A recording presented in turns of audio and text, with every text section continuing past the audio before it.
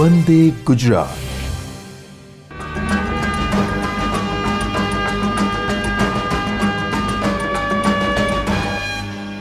નમસ્કાર મિત્રો, આજના આ વર્ચ્યુઅલ ક્લાસરૂમમાં ટ્રેનિંગ સેશનમાં આપ સૌનું હું હાર્દિક સ્વાગત કરું છું. ITIમાં ચાલતા ટ્રેડ ફિટરમાં અંતર્ગત NSQF 5ના નવા સિલેબસ મુજબ આજે આપણે maintenance of hydraulic and pneumatic સિસ્ટમનો સંપૂર્ણપણે અભ્યાસ કરીશું. આ માટે સૌપ્રથમ તમારે હાઇડ્રોલિક અને ન્યુમેટિક સિસ્ટમની જરૂર ક્યાં અને કેવી રીતે થઈ તે હું સમજાવું. અત્યારે વિવિધ પ્રકારના વિકાસશીલ અને વિકસિત દેશોમાં ઔદ્યોગિક ક્રાંતિ સર્જાઈ છે. આ ઔદ્યોગિક ક્રાંતિ માટે કોણ જવાબદાર છે? તો ઔદ્યોગિક વિકાસ જવાબદાર છે. આ માટે સારા ઔદ્યોગિક વિકાસ માટે મશીનની જરૂરિયાત રહે છે. આ માટે મશીન અને મેન પાવર દ્વારા અર્થાત કે માનવ સર્જિત શક્તિ દ્વારા વિવિધ પ્રકારના મશીનો બનાવવામાં આવ્યા. સારું અને કુશળ ઉત્પાદન મળી રહે તે માટે આપણે આગળ હાઇડ્રોલિક અને ન્યુમેટિક સિસ્ટમનો અભ્યાસ કર્યો. આજના ચેપ્ટરમાં હવે આપણે હાઇડ્રોલિક અને ન્યુમેટિક સિસ્ટમનું મેન્ટેનન્સ કેવી રીતે કરવું, જેનાથી તેની કાર્યક્ષમતામાં પણ વધારો થાય અને હાઇડ્રોલિક અને ન્યુમેટિક સિસ્ટમનું લાઈફ લોંગ વધી જાય, તેના માટેના આજે આપણે સંપૂર્ણ પરિબળોને ધ્યાનમાં રાખીને તેનો અભ્યાસ કરીશું. સૌપ્રથમ maintenance of hydraulic and pneumatic system. Basic ઓટોમેશનના ક્ષેત્રે કામને ખૂબ જ જલ્દી ગતિ આપવામાં આવે તેના માટે સામાન્ય રીતે આ હાઇડ્રોલિક એન્ડ ન્યુમેટિક સિસ્ટમનો ઉપયોગ કરવામાં આવે છે. હાઇડ્રોલિક સિસ્ટમ અને ન્યુમેટિક સિસ્ટમ કેવી રીતે કાર્ય કરે છે તે આપણે આગળ જોઈએ. પરંતુ હાઇડ્રોલિક અને ન્યુમેટિક સિસ્ટમની રચના અર્થાત કે તેમનું બંધારણ ખૂબ જ સરળ છે, પરંતુ તેમનું આયુષ્ય પણ ખૂબ જ વધારે હોય છે. જેના કારણે પ્રાથમિક રીતે તેનું કાર્ય કરવાની જે ક્રિયા છે એ ઝડપી છે અને મેન્ટેનન્સ ખૂબ જ ઓછું છે. આ ઉપરાંત કોઈપણ જાતના વાતાવરણીય નુકસાન વગર જ આ સિસ્ટમને ઓપરેટ કરી શકાય છે અને જે ખૂબ જ સરળ છે. આજે વિકસિત અને વિકાસશીલ દેશોમાં હવા ઓપરેટેડ ટૂલ્સ અને સહાયક સાધનો વપરાય છે. આ સાથે જ અત્યારના આધુનિક યુગમાં ઇન્ડસ્ટ્રીઝમાં ઓટોમેટિક મશીનરી અને ઇક્વિપમેન્ટને ચલાવવા માટે પણ ઇલેક્ટ્રિકની સાથે સાથે ફ્લુઇડ પાવર પણ ખૂબ જરૂરી છે. અર્થાત કે બેઝિક ઓટોમેશનના ક્ષેત્રે ઇલેક્ટ્રિક પાવરની સાથે સાથે ફ્લુઇડ પાવર અર્થાત કે હાઇડ્રોલિક કંટ્રોલ સિસ્ટમ અને એર પાવર મતલબ કે ન્યુમેટિક સિસ્ટમનો અભ્યાસ કરવામાં આવે છે અને જે ઓટોમેશનને ખૂબ જ ઇઝી બનાવે છે. આ સાથે હાઇડ્રોલિક અને ન્યુમેટિક સિસ્ટમની કાર્યક્ષમતા ખૂબ જ સારી રીતે જળવાઈ રહે તે માટે તેનું મેન્ટેનન્સ કરવું જરૂરી છે. તો આજના આપણા આ પ્રકરણમાં આપણે બંને સિસ્ટમની જાળવણીનો સંપૂર્ણ અભ્યાસ કરીશું. પરંતુ સૌપ્રથમ આપણે હાઇડ્રોલિક અને ન્યુમેટિક સિસ્ટમના મુખ્ય વર્કિંગ પ્રિન્સિપલ્સ અને બંધારણ વિશેની સંપૂર્ણ માહિતી લઈ લઈએ. અહીં હાઇડ્રોલિક કંટ્રોલ સિસ્ટમ જે મેં આકૃતિમાં દર્શાવેલ છે તેમાં સૌપ્રથમ અહીં એક રિઝર્વોયર વાલ્વ, જેનું કામ શું છે તો કે એ હાઇડ્રોલિક ફ્લુઇડને સંગ્રહ કરવા માટે વપરાય છે.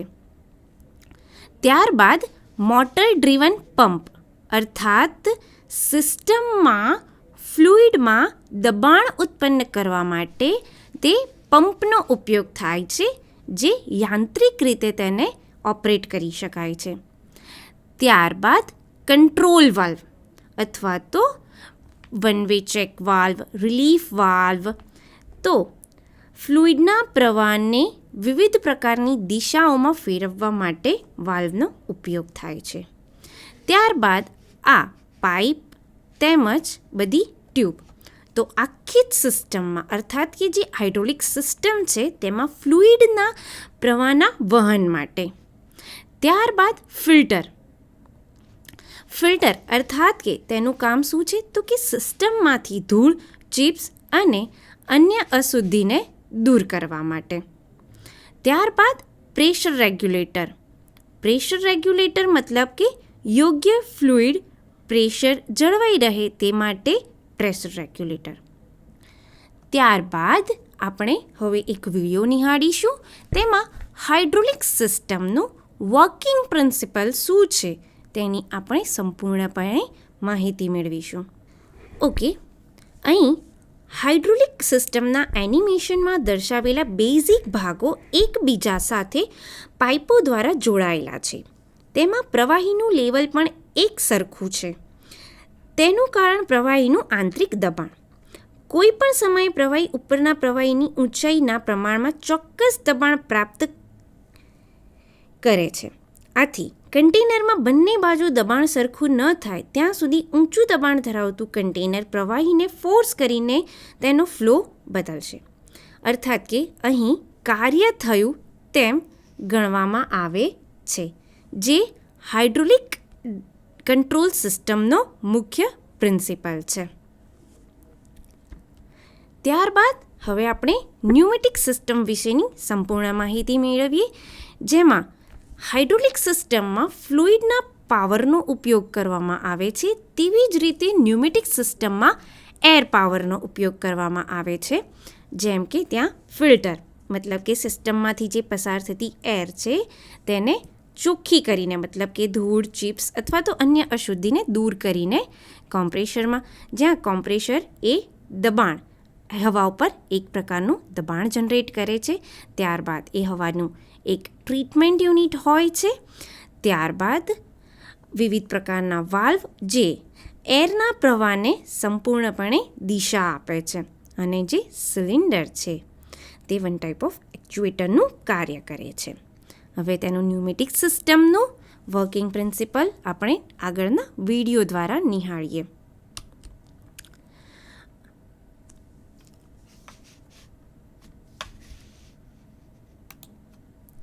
એનિમેશનમાં દર્શાવેલી ન્યુમેટિક સિસ્ટમ અનુસાર કોમ્પ્રેસ્ડ હવાની પ્રેશર એનર્જીનું યાંત્રિક શક્તિમાં રૂપાંતર થાય છે.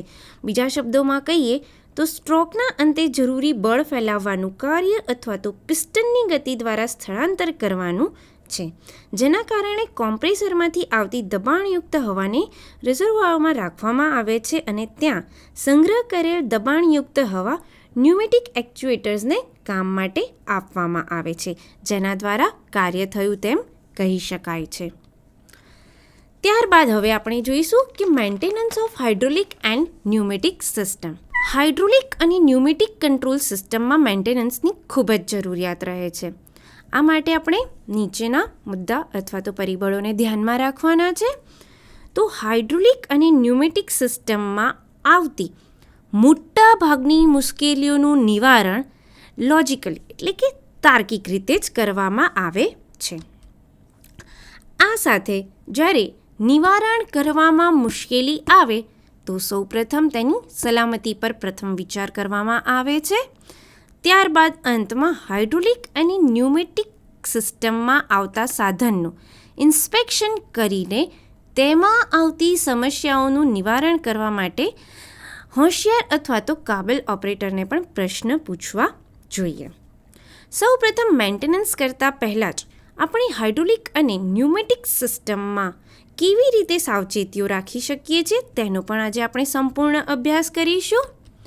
તો હાઇડ્રોલિક સિસ્ટમમાં રાખવામાં આવતી સાવચેતીઓ કઈ કઈ છે?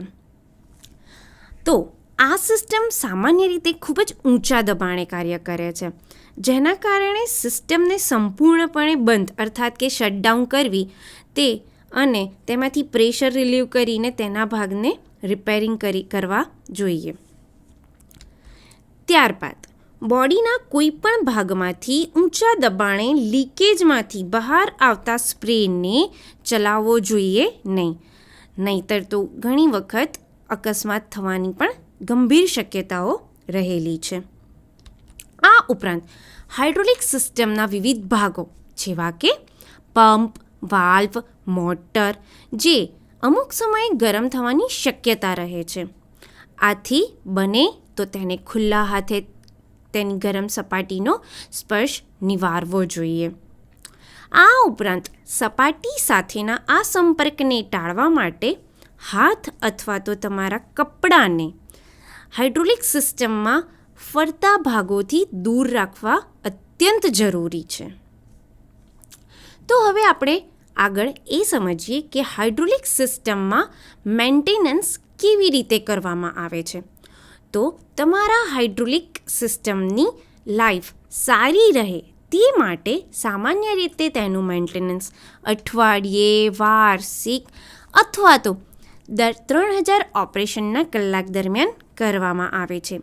આ મેન્ટેનન્સ સામાન્ય રીતે હાઇડ્રોલિક સિસ્ટમ કેવા પ્રકારની છે તેના આધારે કરવામાં આવે છે, પરંતુ જેનો અમલ કરવો ખૂબ જ જરૂરી છે. અથવા અઠવાડિયે થતું મેન્ટેનન્સ, વાર્ષિક મેન્ટેનન્સ અને 3000 ઓપરેશનના કલાક દરમિયાન થતા મેન્ટેનન્સમાં કયા કયા મુદ્દાઓ ધ્યાનમાં રાખવા જોઈએ તેનો પણ આપણે સંપૂર્ણપણે આગળ અભ્યાસ કરીશું. અઠવાડિક મેન્ટેનન્સ. હવે હાઇડ્રોલિક સિસ્ટમ ખૂબ ઊંચા દબાણે કાર્ય કરે છે, જેના કારણે તેનું અઠવાડિયે મેન્ટેનન્સ કરવું ખૂબ જરૂરી છે. તો સૌપ્રથમ હાઇડ્રોલિક સિસ્ટમનું કાર્ય અને સામાન્ય સ્થિતિ ચકાસી લેવી. ત્યારબાદ રિઝર્વોયરમાં રહેલું ઓઇલનું લેવલ સાઇડ ગ્લાસમાંથી ચેક કરી લેવું જોઈએ. ત્યારબાદ નવા ઓઇલના કલર સાથે વપરાશના ઓઇલના કલરની પણ સરખામણી કરવી જોઈએ. રિઝર્વોયરનો કવર, સોલેનોઇડ અને પાઇપના જોડાણમાં લીકેજ છે કે નહીં તે વારંવાર ચેક કરતા રહેવું જોઈએ અને કદાચ જરૂર પડે તો જોડાણને ટાઈટ પણ કરો અને પાઇપ પણ જો સરખી ન હોય તો મેન્ટેનન્સ કરવાના સમયે જ પાઇપને પણ બદલી નાખો. ત્યારબાદ ફિલ્ટર પરના ઇન્ડિકેટર્સને ચકાસો અને જરૂર પડે તો તેના પણ ભાગોને બદલી કાઢો. જ્યારે આ ભાગ બદલાતા હોય ત્યારે આ ભાગ ખરાબ થવાના કારણની પણ ચર્ચા કરો અને તેનું પણ નિવારણ કરો. પ્રેશર રિલીફ વાલ્વ જેનું પણ લોક હોય છે તેનું પણ ઇન્સ્પેક્શન કરો. તેમાં કોઈ ફટકા વાગતા નથી કે કોઈ બીજા પ્રકારનું ઇન્ડિકેશન ના થતું હોય તો તેનું પણ ધ્યાન રાખો અને તેને પણ વારંવાર ચકાસો. જ્યારે એક્ચ્યુએટર ફિટ હોય ત્યારે તેનું પ્રી-ચાર્જ પણ ચેક કરવું ખૂબ જરૂરી છે. આ થઈ અઠવાડિક મેન્ટેનન્સની વાત. ત્યારબાદ હવે આપણે વાર્ષિક મેન્ટેનન્સની સંપૂર્ણ માહિતી મેળવવાનો પ્રયત્ન કરીશું. તો કયા મુદ્દાઓ અથવા તો કઈ બાબતો ધ્યાનમાં રાખવી જોઈએ? હાઇડ્રોલિક સિસ્ટમમાં લગાવેલ બોલ્ટ ઢીલા થયા નથી તે ચેક કરી લેવું જોઈએ. ત્યારબાદ કૂલરને ચેક કરો અને તેના ભાગની સફાઈ કરો. જરૂર પડે તો તેનું પણ સીલ બદલી નાખો. ત્યારબાદ હાઇડ્રોલિક સિસ્ટમના ભાગો પંપ, મોટરમાંથી કપલિંગ ગાર્ડ કાઢીને ફ્લેક્સિબલ કપલિંગમાં કોઈ ઘસારો લાગ્યો નથી ને તે પણ ચેક કરો. જરૂર પડે તો તેની સ્લીવ, રબર સ્લીવ કહેવામાં આવે છે, તે પણ બદલી કાઢો. ત્યારબાદ પંપ અને એક્ચ્યુએટરના દરેક વાલ્વને ચકાસો અને તેમાં કોઈ ઓઇલ લીકેજ તો છે નહીં ને તો તે ચેક કરો અને જરૂર પડે તો તેના પણ સીલ બદલી કાઢો.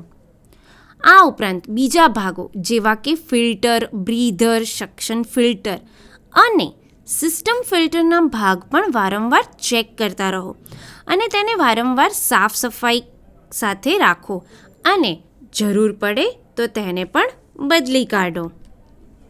આ ઉપરાંત રિઝર્વોયરમાંથી આવતા ઓઇલનો નમૂનો લઈને તેને લેબોરેટરીમાં ચેક કરાવો કે તેમાં કયા પ્રકારની અને કઈ સાઇઝની અશુદ્ધિઓ રહેલી છે.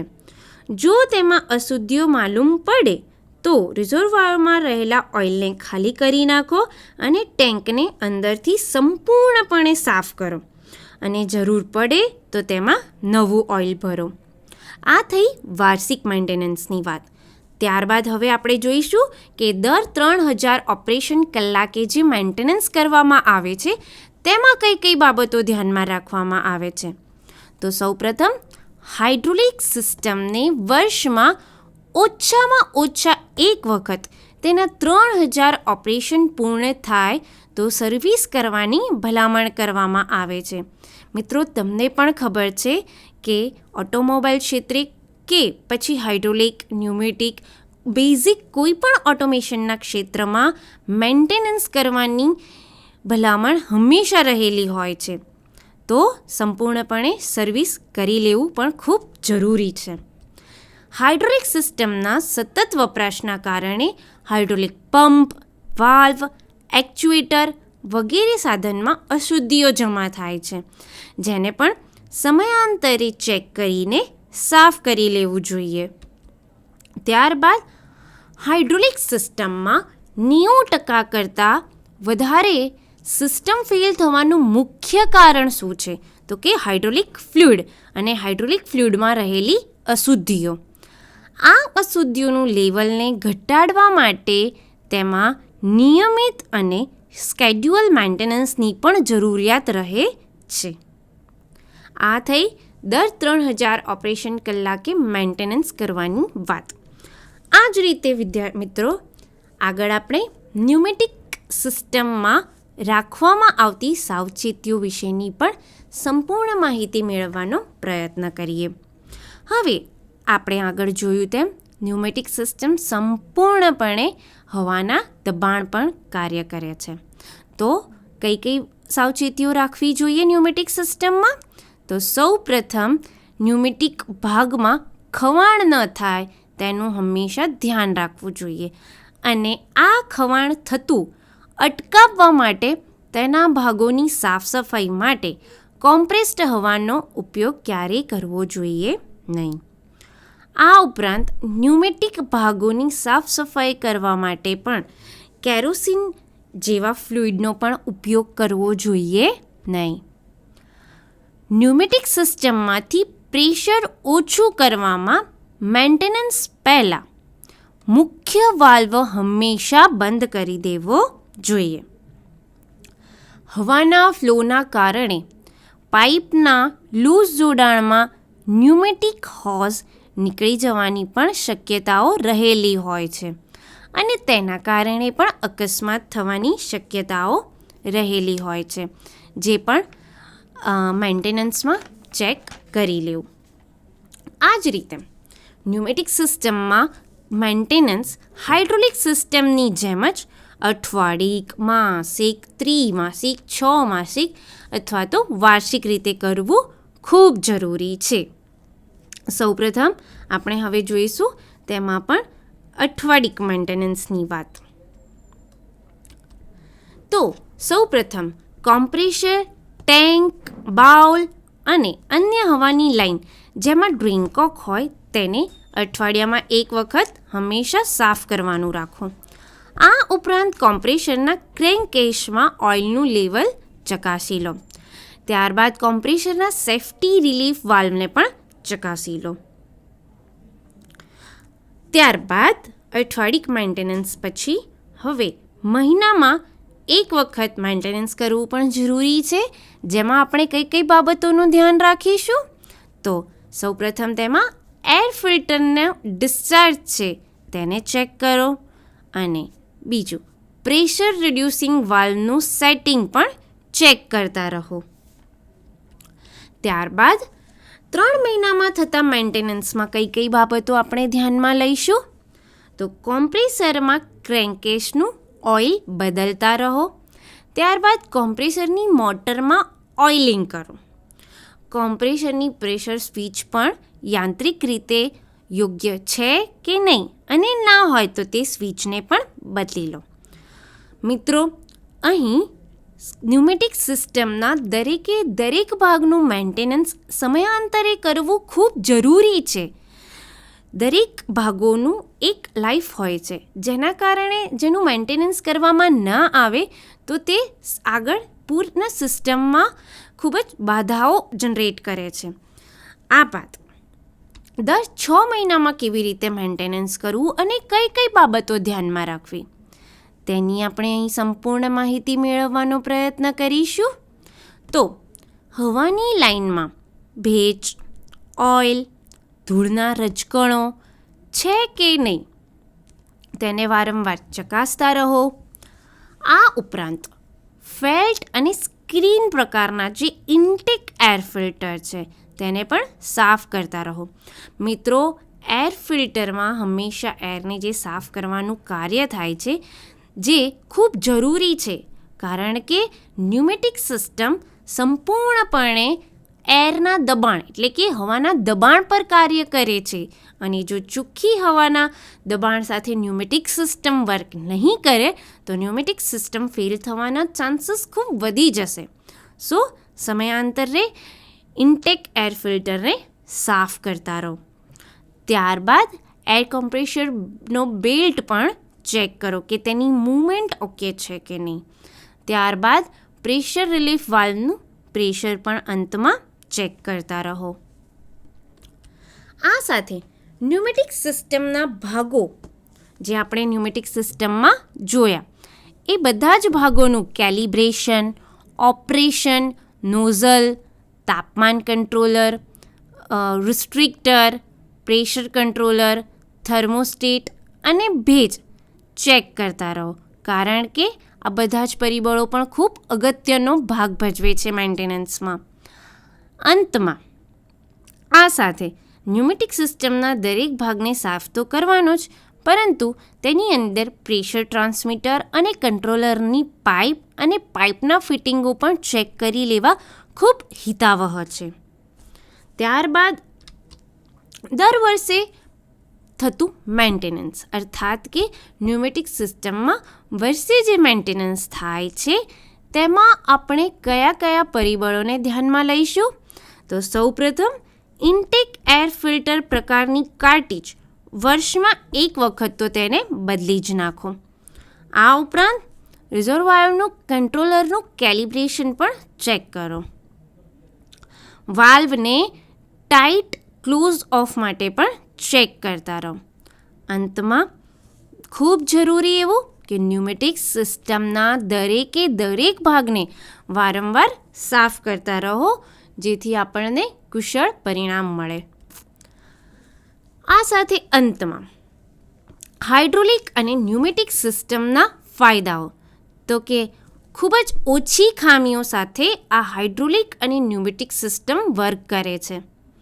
તેમજ ખામીઓ ઓછી આવશે તો ઓપરેટરને વર્ક કરવામાં પણ ખૂબ મજા આવશે, જેથી તેની ફરિયાદો એટલે કે સિસ્ટમમાં જે ફરિયાદો આવે છે તે પણ બંધ થઈ જશે. આ સાથે હાઇડ્રોલિક અને ન્યુમેટિક સિસ્ટમ ખૂબ જ સારી એવી કાર્યક્ષમતા સાથે કામ કરે તો પ્રોડક્ટિવિટીના રેટમાં પણ વધારો થાય છે. આ સાથે હાઇડ્રોલિક અને ન્યુમેટિક સિસ્ટમમાં આવતી જે બાધાઓ છે, એટલે કે એ જે બાધાઓ ઉત્પાદન રિલેટેડ છે તે પણ ખૂબ ઓછી થઈ જશે. યાંત્રિક ખામીઓ પણ ખૂબ જ ઓછી રહેશે. અને હા, આપણે જેમ વાત કરી કે વિવિધ પ્રકારના જે ભાગો છે તેનું વારંવાર તમે કેલિબ્રેશન ઓપરેશન ચેક કરતા રહો, અર્થાત કે તેના સ્પેસિફિકેશન જો વારંવાર સુધારવામાં આવે તો પણ તે હાઇડ્રોલિક અને ન્યુમેટિક સિસ્ટમનો એક ખૂબ જ મોટો ફાયદો રહેશે. અંતમાં આપણે થોડાક સ્વાધ્યાય એટલે કે મિત્રો આપણે આજે જે સમજ્યા તેમાંથી હું તમને થોડાક સવાલો પૂછીશ, જેમ કે હાઇડ્રોલિક અને ન્યુમેટિક સિસ્ટમમાં મેન્ટેનન્સની અગત્યતા શું છે? શા માટે તેનું મેન્ટેનન્સ વારંવાર કરવું જોઈએ? હાઇડ્રોલિક સિસ્ટમમાં રાખવામાં આવતી સાવચેતીઓ કઈ છે? હાઇડ્રોલિક સિસ્ટમમાં મેન્ટેનન્સ કેવી રીતે કરવામાં આવે છે? ત્યારબાદ ન્યુમેટિક સિસ્ટમમાં રાખવામાં આવતી સાવચેતીઓ કઈ છે? અને ન્યુમેટિક સિસ્ટમમાં મેન્ટેનન્સ સમયાંતરે કેવી રીતે કરવામાં આવે છે તે વર્ણવો. અંતમાં મેન્ટેનન્સ ઓફ હાઇડ્રોલિક અને ન્યુમેટિક સિસ્ટમના લેસનમાં આજે આપણે કયા કયા મુદ્દાઓને આવરી લીધા તે જાણી લઈએ. તો સૌ પ્રથમ હાઇડ્રોલિક અને ન્યુમેટિક સિસ્ટમની જરૂરિયાત બેઝિક ઓટોમેશનમાં શા માટે છે? આ ઉપરાંત હાઇડ્રોલિક સિસ્ટમમાં રાખવામાં આવતી સાવચેતીઓ કઈ છે, તેવી જ રીતે ન્યુમેટિક સિસ્ટમની સાચવવા માટેની સાવચેતીઓ કઈ છે. ત્યારબાદ અંતમાં હાઇડ્રોલિક અને ન્યુમેટિક સિસ્ટમનું મેન્ટેનન્સ કેવી રીતે કરવું તે પણ મેં તમને સંપૂર્ણ માહિતી સાથે આજે જણાવ્યું. અને હાઇડ્રોલિક અને ન્યુમેટિક સિસ્ટમના ફાયદાઓ વિશે બી આપણે આજે સમજી લીધું છે. મને સંપૂર્ણ આશા છે કે આ સાથે તમને આજે આ lesson maintenance of hydraulic and pneumatic સિસ્ટમમાં સંપૂર્ણપણે સમજણ પડી હશે. નમસ્કાર મિત્રો.